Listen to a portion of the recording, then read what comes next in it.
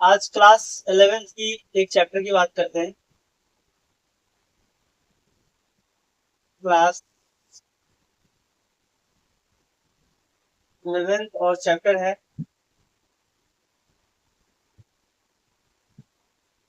Bank reconciliation statement.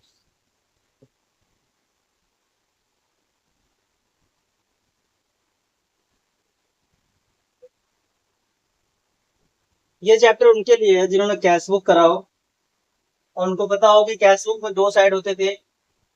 एक होता था हमारा डेबिट साइड और एक क्रेडिट साइड। डेबिट साइड में दो कॉलम, एक कैश कॉलम और एक बैंक कॉलम। तो यहाँ पे जब भी बात करूंगा मैं कैश बुक के बारे में तो समझ जाओ कि मैं कैश बुक बैंक कॉलम की बात कर रहा हूँ।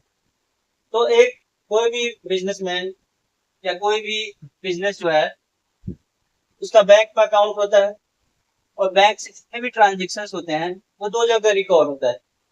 ये बिजनेसमैन खुद करता है, वो करता है कैश बुक के अंदर, और जितने भी उसके बैंकिंग ट्रांजेक्शन है वो कैश बुक के अंदर उसका रिकॉर्ड करता है कैश बुक के बैंक कॉलम में। जब मैं कैश बुक की बात कर रहा हूँ तो सिर्फ बात हो रही है कैश बुक बैंक कॉलम।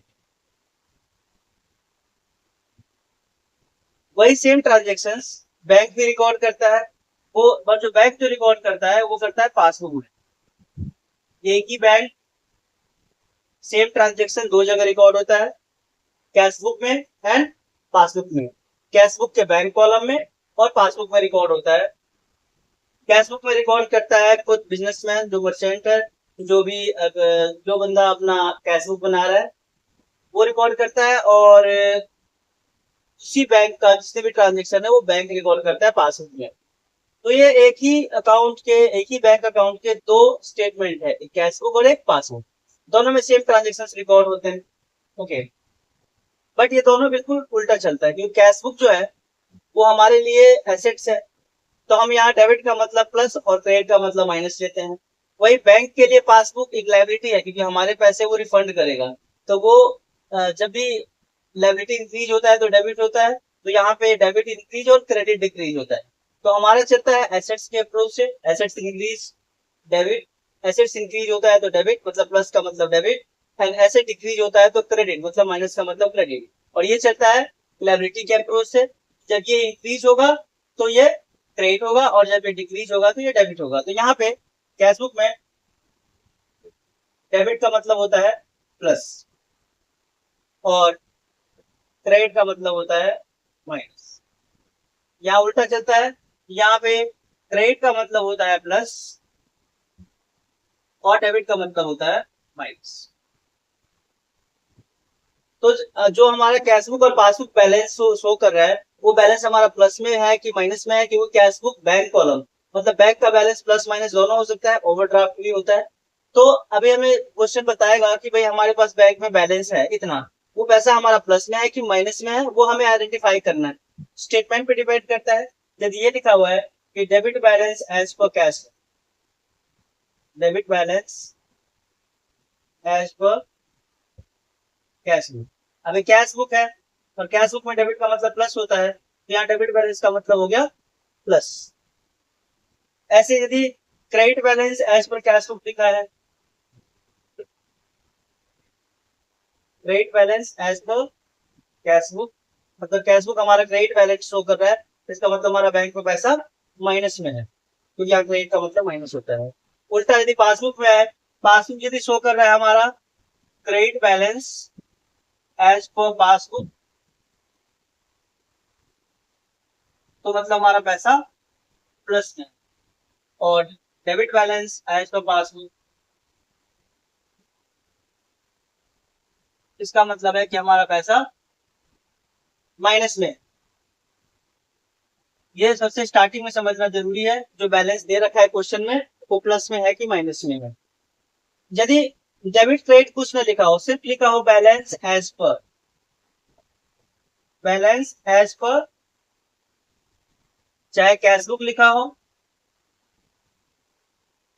या बैलेंस एज पर पासबुक लिखा हो, क्योंकि बैलेंस लिखा है तो बैलेंस का मतलब दोनों में ही प्लस होता है, जिसमें कि डेबिट क्रेडिट कुछ नहीं लिखा हुआ है। वहीं पे यदि ओवरड्राफ्ट लिखा है, ओवरड्राफ्ट लिखा है एज पर कैश बुक, क्या लिखा है ओवरड्राफ्ट एज पर पासबुक, तो ओवरड्राफ्ट का मतलब दोनों में होता है माइनस। तो मेन बात है कि जब डेबिट लिखा है कैश बुक में तो मतलब प्लस है, क्रेडिट लिखा है तो माइनस है। यहाँ पे यदि हमारा डेबिट लिखा है, यदि यहाँ पर बैलेंस लिखा है तो बैलेंस में तो दोनों में ही प्लस है, ओवरड्राफ्ट लिखा है तो दोनों में ही माइनस है। ये बेसिक चीज है जो हमें समझना है और फिर से आगे हमें उसकी प्रैक्टिस करनी है। अब कैश बुक और पासबुक यदि एक ही अकाउंट के बैलेंस को शो कर रहा है तो दोनों के अकॉर्डिंग हमारा जो बैलेंस है वो सेम होना चाहिए। बट कुछ ऐसे रीजंस या कुछ ऐसे कॉजेज होते हैं जिनकी वजह से हमारे कैश बुक और पासबुक का बैलेंस डिफर करता है। तो एक ही यदि कैश बुक और पासबुक हमारा एक ही बैंक अकाउंट का स्टेटमेंट है, दोनों में एक ही चीज रिकॉर्ड हो रही है, तो हमारा बैलेंस भी सेम होना चाहिए। बट क्या होता है कुछ रीजंस की वजह से या कुछ कॉजेज की वजह से, कुछ ऐसे रीजंस हैं या कुछ ऐसे कॉजेज है जिनकी वजह से हमारा कैश बुक और पासबुक का बैलेंस जो है वो डिफर करता है। वो रीजंस और वो कॉजेज जो है वो या ये बहुत सारे होते हैं जिनके बारे में हम अभी बात करेंगे। लेकिन जो रीजन और कॉजेज है जिसकी वजह से कैश बुक और पासबुक का बैलेंस डिफर करता है, वो डिफर करना नहीं चाहिए, तो उसको हमें रिकॉन्साइल करना होता है। उसको रिकॉन्साइल करने के लिए हम एक स्टेटमेंट बनाते हैं जिसका नाम है बैंक रिकॉन्सिलिएशन स्टेटमेंट। बट अब ये स्टेटमेंट कैसे बनता है उस पर हम बाद में आएंगे। पहले हम बात करेंगे वो रीजंस और कॉजेज के बारे में इसकी वजह से हमारा कैश बुक और पासबुक का बैलेंस डिफर करता है। पहला है check issued slash drawn but not presented for payment।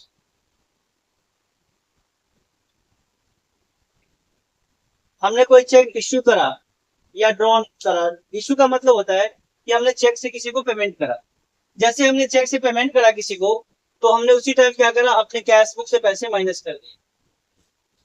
अपने कैश बुक में हमने पैसे माइनस कर दिए।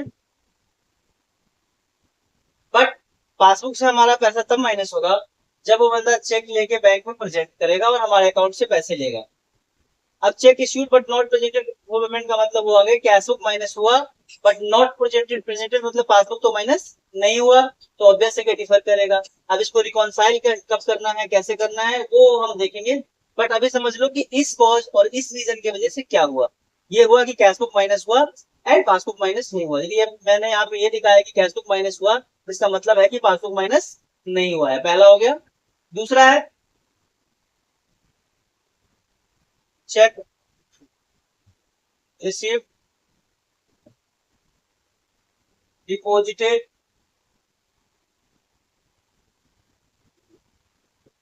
या पेड इनटू बैंक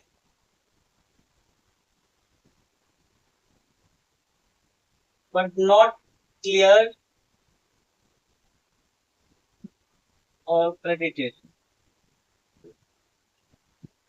अब ये है चेक रिसीव्ड एंड डिपॉजिटेड। जैसे हमें हमने कैश बुक में देखा होगा check receive from Mohan and deposited into bank, वो वाला ट्रांजेक्शन होता है।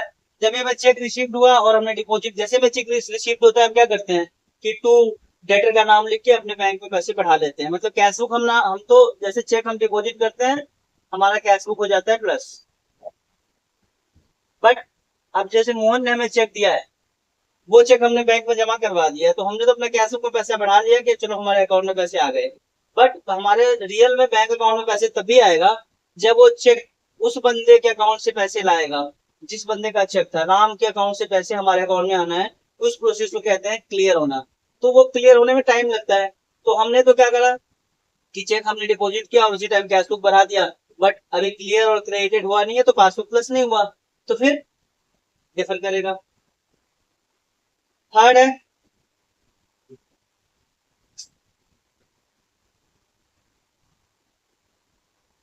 डायरेक्टली डिपॉजिटेड बाय कस्टमर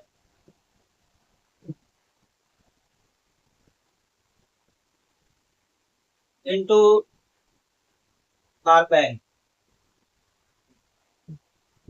हमारा कोई डेटर है, उसने डायरेक्ट हमारे बैंक में पैसे जाके जमा करवा दिए और हमें इसकी इंफॉर्मेशन नहीं है, तो ऐसे केस में क्या होगा कि बैंक तो हमारे अकाउंट में पैसे बढ़ा देगा, मतलब पासबुक प्लस हो जाएगा। मतलब यदि कस्टमर ने डायरेक्टली डिपॉजिट करा तो हमें एज्यूम कर रहे हैं कि बैंक को तो पता है, तो बैंक तो पासबुक बढ़ा देगा, बट हमें इंफॉर्मेशन नहीं है तो कैश फ्लो प्लस नहीं हुआ, तो ऑब्वियस है कि बैलेंस डिफर करेगा। ऐसे रीजंस बहुत सारे हैं, सारे रीजंस तो मैं भी नहीं लिखूंगा, मैं 6-7 रीजन लिख के फिर इससे एक क्वेश्चन सॉल्व करके बताऊंगा। इसलिए हम इस सारे रीजंस में ना कुछ अमाउंट भी डाल देते हैं ताकि इसी को हम सॉल्व कर पाए। चलो इसका अमाउंट हम ले लेते हैं कि 10,000 है, इसका अमाउंट 15,000 है, इसका अमाउंट 6,000 है, और आगे ऐसे इन्हीं को हम बाद में सॉल्व करके देखेंगे कि हम स्टेटमेंट कैसे बनाते हैं। तो फोर्थ रीजन है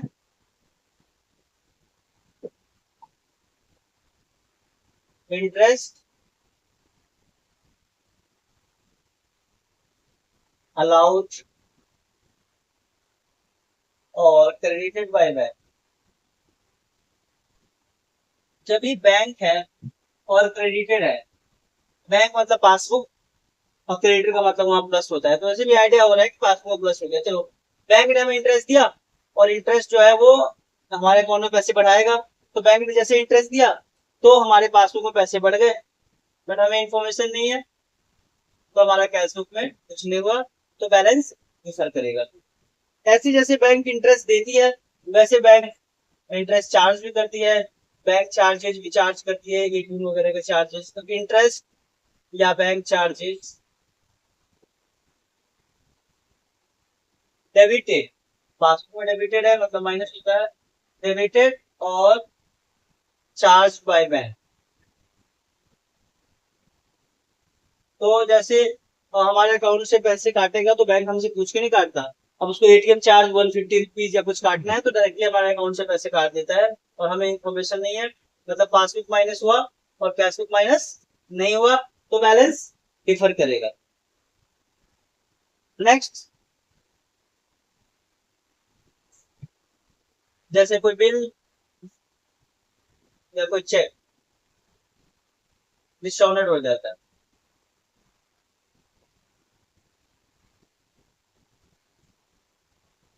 जब कोई चेक या बिल डिसऑनर होता है तो मतलब जैसे हमने कोई चेक जमा करवाया तो हमने तो कैश बुक बना दिया था, बट अब डिसऑनर हो गया, कोई साइन में प्रॉब्लम थी, अमाउंट गलत था, या कुछ भी बंदे के अकाउंट में पैसे नहीं था, कुछ भी है, जब डिसऑनर होता है तो हमारे वो बैंक में पैसे प्लस होता ही नहीं है। मतलब कैश बुक में तो हमने जैसे ही चेक भेजा तो हमने कैश बुक में तो पैसे बढ़ा दिए, बट बैंक में तो पैसे बढ़ेगा ही नहीं क्योंकि उस चेक में सिग्नेचर की प्रॉब्लम है या अमाउंट की प्रॉब्लम है या उस बंदे के अकाउंट में पैसे नहीं है, तो ये हो गया।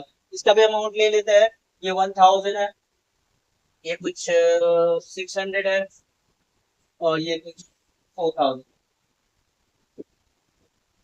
तो इतने सिक्स ट्रांजेक्शन हो गए हमारे, हम 6 ट्रांजेक्शन से करते हैं। उसके बाद हमें एक और क्वेश्चन करना पड़ेगा, कुछ और रीजंस देखने पड़ेंगे, अगले वीडियो में कुछ और रीजंस डालूंगा जिसके अंदर अंडर कास्ट ओवर कास्ट वाले मुश्किल टर्म्स भी आएंगे, तो अभी मैं दूसरा वीडियो बनाऊंगा इसके लिए। अभी इतने क्वेश्चन को मैं सॉल्व करके समझाने की कोशिश करता हूँ कि बैंक रिकॉन्सिलिएशन स्टेटमेंट कैसे बनाते हैं। 8 स्टेटमेंट से बेसिक बैंक रिकॉन्सिलिएशन स्टेटमेंट बनाना स्टार्ट करते हैं, उसके बाद थोड़े मुश्किल क्वेश्चन और कुछ मुश्किल ट्रांजेक्शन या क्वेश्चन और रीजंस में भी हम बात करेंगे। बैंक रिकॉन्सिलिएशन स्टेटमेंट बनाने के लिए हमें जो फॉर्मेट है सिंपल फॉर्मेट रखते हैं, बाकी फॉर्मेट दूसरे तरीके का भी हो सकता है, बट सिंपल है कि यहाँ पे हम ले लेते हैं पर्टिकुलर्स। यहाँ हो गया हमारा प्लस आइटम्स, यहाँ हो गया हमारा माइनस आइटम्स।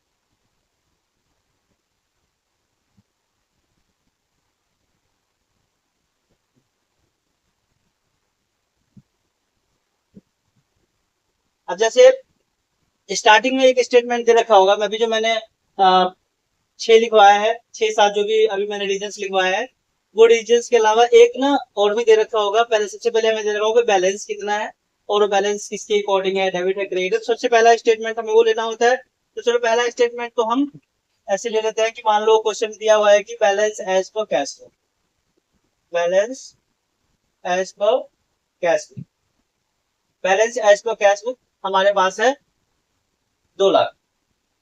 तो balance as per cash flow क्योंकि यहाँ पे बैलेंस लिखा हुआ है और बैलेंस का मतलब चाहे कैश बुक हो या पासबुक हो, बैलेंस का मतलब क्या होता है, प्लस होता है। तो इसका मतलब ये आइटम हमारा प्लस में आएगा 2 लाख। ये तो चलो बेसिक है, ये तो पहला क्वेश्चन में लिखा ही होगा कि balance as per cash book, balance as per passbook, overdraft as per cash book, overdraft as per passbook, debit balance और credit balance as per cash book, debit balance और credit balance as per passbook. उसके according हम देख लेंगे क्योंकि हमें पता चल गया है डेबिट और क्रेडिट का मतलब और बैलेंस ओवरड्राफ्ट का मतलब क्या होता है। तो चलो balance as per cash book हो गया हमारा 2 लाख। अब सबसे पहले जो सबसे पहला लिखा था मैंने वो था मेरा कि cheque issue but not presented for payment, not presented for payment. अब मुझे अमाउंट याद नहीं कितना लिया था मैंने, 10,000 या कुछ, पर अमाउंट तो कुछ भी ले लेते हैं फिलहाल। तो क्वेश्चन देख लेना, बट एक इसका ट्रीटमेंट क्या करना है तो बहुत ध्यान से समझो। Check issued but not presented for payment का मतलब सबसे पहला वाला स्टेटमेंट है, उसमें मैंने लिखा था कि कैश बुक माइनस हुआ बट पासबुक माइनस नहीं हुआ। देखो ऐसा है ना कि दिमाग में आराम से कर सकते हो, बट थोड़ा बहुत यदि ट्रिक समझना है और ट्रिक से करना है तो एक आसान सा काम कर सकते हो कि जैसे यहाँ पे मैंने एक वर्किंग यहीं पे करके दिखा देता हूँ, फिर मैं इसको मिटाऊंगा। अब यहाँ पे जैसे मान लो लगे कि कंफ्यूजन हो रहा है तो ऐसे कर लो कि एक सीबी है और एक पीबी है, मतलब कैश बुक और पासबुक है। क्या लिखा हुआ है कि check issued but not presented for payment, इसका मतलब क्या है कि कैश बुक माइनस हो गया, कैश बुक माइनस हो गया बट पासबुक में कोई चेंज नहीं आया। अब ऑब्वियस है कि यदि कैश बुक में कोई अमाउंट माइनस हो गया तो अब ये बराबर तो नहीं होंगे। तो बराबर करने के लिए हमारे पास 2 ऑप्शन, ये अमाउंट जो भी रहा हो पहले पर दोनों बराबर थे। अब उसमें क्या हुआ हमें कि कैश बुक से कुछ अमाउंट माइनस हो गया, पासबुक से माइनस नहीं हुआ। तो अब हमें यदि बराबर करना है दोनों को तो या तो इस अमाउंट को जितने से कैश बुक माइनस हुआ है उसको वापस से कैश बुक में हमें प्लस करना पड़ जाएगा, ये भी एक ऑप्शन है।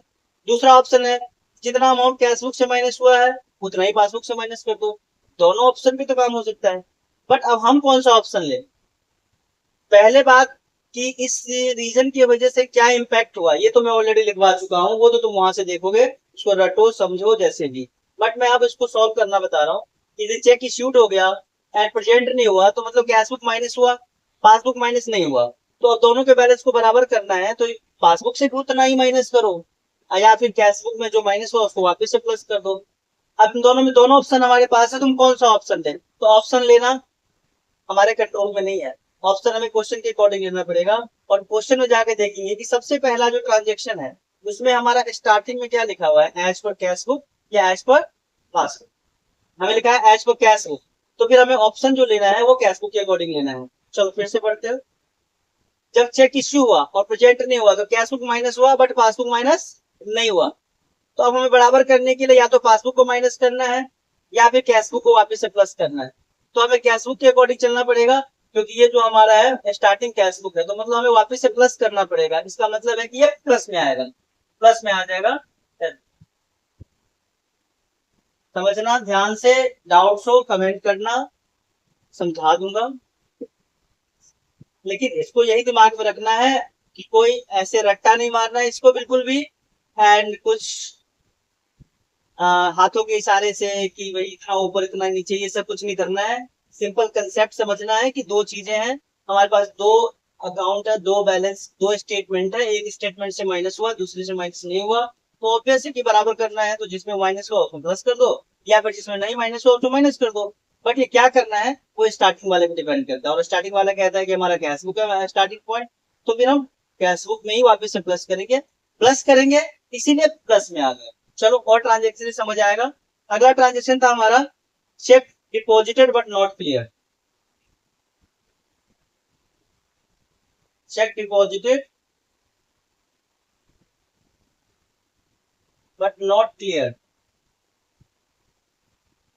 इसका मतलब है हमने वहां पे लिखा हुआ है जहाँ पे रीजंस और कॉजेज लिखे हैं कि चेक डिपॉजिटेड लिखा हुआ, इसका मतलब होता है कैश बुक प्लस हो गया और पासबुक प्लस नहीं हुआ, कैश बुक प्लस हो गया और पासबुक प्लस नहीं हुआ। ठीक है, चलो भाई, सीवी है और पीवी है, पासबुक है कैश बुक है। कह रहा है कि कैश बुक प्लस हुआ बट पासबुक प्लस नहीं हुआ। अब यदि पासबुक को हमें कैश बुक के बराबर करना है तो या तो पासबुक में भी प्लस करना पड़ेगा या कैश बुक से माइनस करना पड़ेगा, पर अब पासबुक में कुछ कर नहीं सकते क्योंकि स्टार्टिंग हमारा कैश बुक से हुआ है, तो हम फिर क्या करेंगे, इसको कैश बुक से माइनस कर देंगे, तो फिर ये माइनस में आएगा। तो जब वहां की याद नहीं है वहां मैंने क्या लिखा था, मैं यहाँ कुछ भी लिख रहा हूँ, लिखा हूँ। ठीक है, चलो अब ये जो है ये क्वेश्चन में नहीं लिख रहा है, मैंने बस तुम लोगों को समझने के लिए लिख दिया है ताकि वो समझ आए। अगला हमारा थर्ड ट्रांजेक्शन था हमारा डायरेक्टली डिपॉजिटेड बाय कस्टमर,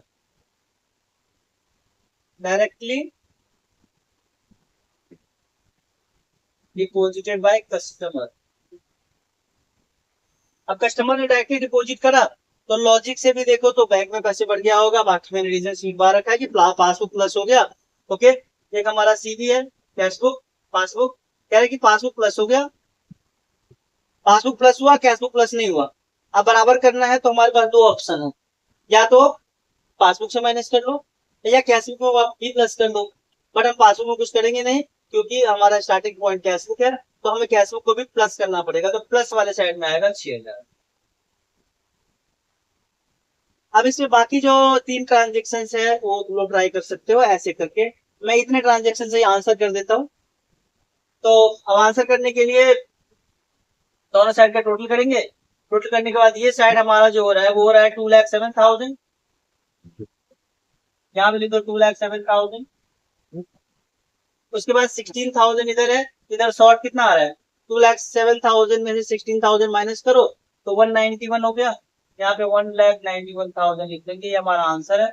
और यहाँ पे स्टेटमेंट क्या लिखेंगे, तो यहाँ पे स्टेटमेंट लिखेंगे जो हमने यहाँ पे स्टेटमेंट लिखा था बिल्कुल उसका अपोजिट, यहाँ balance as per cash book, यहाँ लिखेंगे बैलेंस एज पर पास, बैलेंस एज पर पास। नेक्स्ट वीडियो में और भी ट्रांजेक्शन करवाऊंगा और उसके लिए एक बड़ा मुश्किल सा क्वेश्चन लेंगे हम, एक मुश्किल सा क्वेश्चन जिसमें के अंदर हमें और भी रीजन्स भी करने हैं, अंडर कास्ट ओवर कास्ट वाले और ट्रांजेक्शंस भी। कंसेप्ट यही है, जिसको ये कंसेप्ट समझ में आ गया उसके लिए क्वेश्चन कितना बड़ा छोटा उससे फर्क नहीं पड़ता है, आपको ये समझना है सारे रीजन्स आपको याद होने चाहिए, समझ आने चाहिए, एंड फिर ट्रीटमेंट देखना है। एक रिविजन देता हूँ फिर से। सबसे पहले क्वेश्चन में लिखा होगा बैलेंस या overdraft as per cash book passbook, अब balance as per cash book लिखा है तो बैलेंस का मतलब प्लस होता है तो प्लस में लिख लिया। फिर लिखा है check issued but not presented for payment, check issued का मतलब होता है कैश बुक माइनस हुआ और पासबुक माइनस नहीं हुआ, ये हमें देखना है जो रीजन लिखवाए हैं। कैश बुक माइनस हुआ तो पासबुक को भी माइनस करो, बट पासबुक को माइनस कर नहीं सकते क्योंकि हमने स्टार्टिंग कैश बुक किया है, तो पासबुक को माइनस नहीं कर सकते बट दोनों को बराबर करना है, कोई बात नहीं, कैश बुक को वापस से प्लस कर दो, प्लस में आ गया। ऐसे यहाँ पे कैश बुक प्लस हुआ, पासबुक प्लस नहीं हुआ, पासबुक को तो प्लस कर नहीं सकते तो हम क्या करेंगे कैश बुक से माइनस कर देंगे, तो माइनस में आ गया। ऐसे डायरेक्टली डिपॉजिटेड बाय कस्टमर में हमारा पासबुक प्लस हो गया, अब बराबर करना है तो हम पासबुक में छेड़छाड़ कर नहीं सकते, करना कैश बुक में है तो कैश बुक को भी प्लस कर देंगे तो प्लस में आ गया। फिर नॉर्मली बैलेंसिंग बड़े वाले टोटल को दोनों साइड लिख दिया, फिर दोनों साइड के टोटल का डिफरेंस निकाल के जो 1,91,000 आ गया वो हमारा आंसर है, उसको हमने लिख दिया। यहाँ था starting balance as per cash book, तो ये हो गया बैलेंस एज पर पासबुक, जिसका मतलब ये होता है कि कैश बुक का बैलेंस जो 2 लाख था गलत था, उसे पासबुक के बैलेंस के बराबर कर दिया हमने जो कि 1,91,000 है। ये कंसेप्ट है, बाकी मैं नेक्स्ट वीडियो आज ही या कल डालूंगा आगे और कंसेप्ट और क्वेश्चंस की।